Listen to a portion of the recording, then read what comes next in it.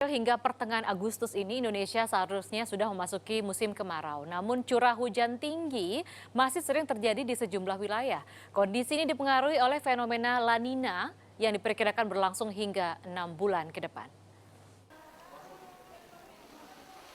Hujan yang turun hingga periode Juli 2016 menunjukkan adanya anomali cuaca di sebagian besar wilayah di Indonesia.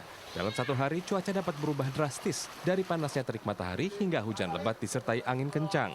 Gejala tidak normal ini menunjukkan Indonesia tengah mengalami fenomena La Nina atau musim kemarau basah.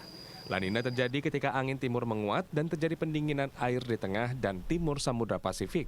Biasanya kondisi ini membawa cuaca kering di beberapa negara bagian Amerika Serikat dan Amerika Selatan. Sebaliknya, suhu muka laut di Samudra Pasifik area Khatulistiwa akan naik yang mendorong peningkatan uap air sehingga hujan cenderung meningkat, terutama untuk sebagian besar wilayah Australia, Papua Nugini, Indonesia, dan Amerika Tengah. Cuaca ekstrim berupa hujan lebat yang disertai angin kencang masih berpotensi terjadi di beberapa wilayah Indonesia.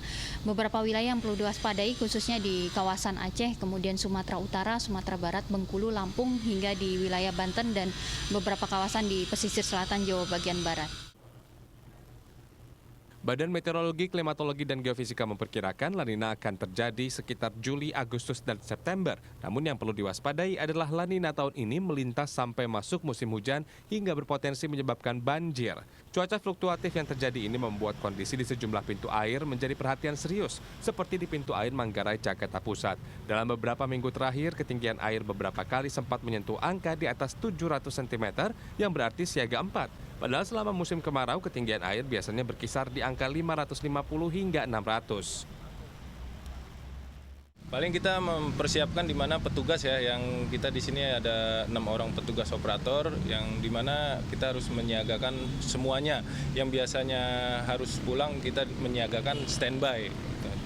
Siagakannya dan kita koordinasi sama Dinas Kebersihan dan sama Satgas, Satuan Petugas Dinas Tata Air. Yang perlu diingat, hujan bukanlah satu-satunya penyebab banjir. Sistem drainase yang belum berjalan serta perilaku masyarakat yang masih membuang sampah ke sungai menyumbang potensi banjir besar di sejumlah titik.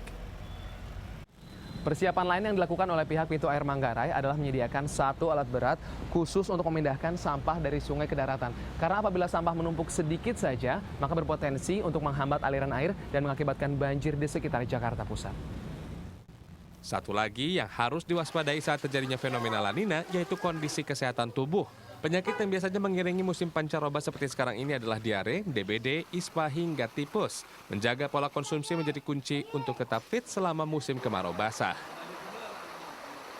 Jadi wedang jahe di musim hujan itu sangat membantu, bukan hanya rasa badannya hangat, tapi memang meningkatkan kekebalan tubuh kita. Mungkin anak-anak nggak suka jahe, anak-anak bisa dikasih madu.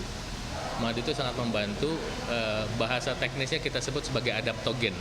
Adaptogen itu membantu tubuh kita beradaptasi akan lingkungan yang ekstrim. La Nina bisa memberikan dampak positif dan negatif. Dengan meningkatnya curah hujan, maka kekeringan dan kebakaran lahan diharapkan tidak akan sebesar tahun lalu.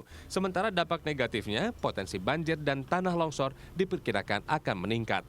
Rian Fernando, Eka Diansyah, Jakarta.